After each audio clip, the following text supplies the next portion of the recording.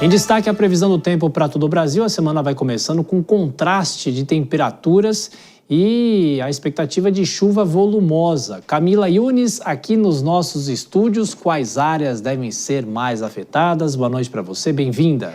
Oi, Thiago, muito boa noite para você, boa noite a todos. Olha, chuva generalizada em boa parte do país, viu, Thiago? Isso em função das ACAS, Zona de Convergência do Atlântico Sul. Teremos a segunda vez que esse sistema atua neste ano. Vamos dar uma olhadinha aqui no nosso mapa, Thiago, porque você me perguntou quais as áreas devem ser mais afetadas. Temos desde o norte do país, passando aqui para o centro-oeste, chegando ao sudeste, porque as ACAS são aquelas nuvens carregadas que vêm desde o norte e chegam aqui à região sudeste. Então, a gente está falando de uma chuva forte e volumosa que perdura durante alguns dias. Então, até a próxima sexta-feira, dia 23 de janeiro, a gente tem condição de chuva mais volumosa nessas áreas, com destaque aqui para o estado de Goiás, região central de Minas Gerais, norte do Rio de Janeiro e Espírito Santo, porque estamos falando de um volume que varia entre 200 e 400 milímetros de chuva. É algo muito expressivo. Isso, portanto, para os próximos dias.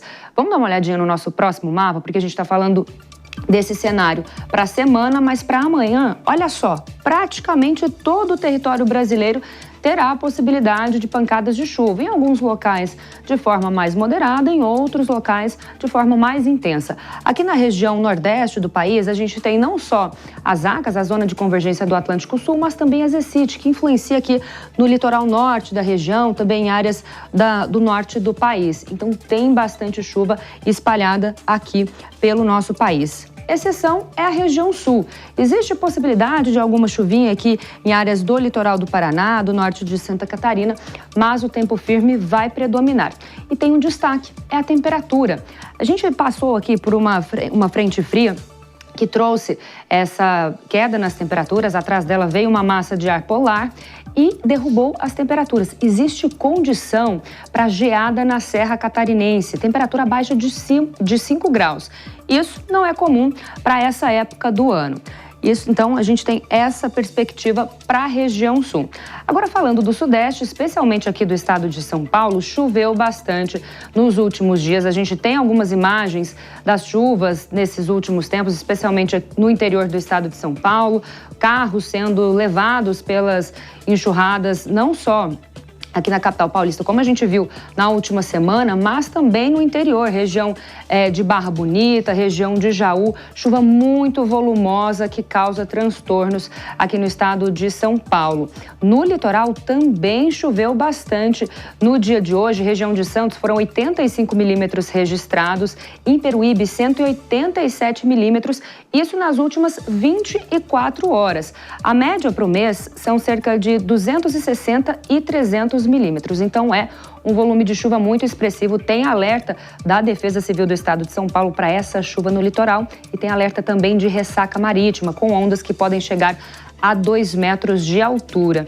Lá na região de São Sebastião, tivemos também rajadas de vento, olha só nas nossas imagens, que chegaram a 60 quilômetros por hora. Então, muita atenção, porque é essa condição que a gente tem ainda para os próximos dias no litoral de São Paulo. Agora vamos falar de temperaturas. Olha só, aqui em São Paulo, para os próximos dias, a temperatura vai cair. Em pleno verão, a máxima amanhã é de 22 graus. A chuva já dá uma diminuída. Na quarta-feira, máxima de 20 graus e na quinta-feira, sem condição de chuva, já sobe um pouquinho para 24 graus. Isso aqui em São Paulo. Vamos dar uma olhadinha nas outras capitais? Olha só, o Rio de Janeiro, máxima de 27 graus e aí já chove bem amanhã, cerca de 50 milímetros. Em Brasília, máxima de 24 graus, também em função das ACAS, tem condição de chuva forte. Em Porto Alegre, não chove e a máxima chega a 26 graus. Thiago. Ô Camila, aí foi encontrado o corpo da idosa que desapareceu em uma enxurrada na última sexta-feira. O marido dela, o corpo já tinha sido encontrado, né? Agora, infelizmente, o desfecho dessa história. Mais vítimas de chuva aí em São Paulo. Pois é, Thiago, de acordo até com a Defesa Civil aqui do estado de São Paulo, desde o início da Operação Verão, foram 12 vítimas registradas, entre 2025 e 2026. E a idosa foi encontrada hoje, o corpo dela foi identificado pela família lá no Rio Pinheiros, na altura do Autódromo de Interlagos. Como você disse, desde a última sexta-feira o corpo dela estava desaparecido, ela estava com o marido dentro do veículo ali no bairro da Vila Andrade, na zona zona sul da capital paulista, o carro do casal foi levado pela enxurrada, caiu no córrego. O corpo do marido dela foi identificado no sábado e desde então, as autoridades, o Corpo de Bombeiros vinha tentando localizar o corpo dessa senhora de 67 anos, que de acordo com a Defesa Civil foi encontrado hoje, foi reconhecido pelos familiares. Então, mais uma vítima, infelizmente, aí de toda essa chuva, Thiago. E rapidamente, para a gente fechar, o sistema Cantareira com perspectiva positiva, porque choveu muito nos últimos dias e choveu no lugar certo, como a gente costuma dizer, né, Camila? Pois é, Thiago, não é aquele nível que a gente fala assim, nossa, que alívio, é o ideal para essa época do ano.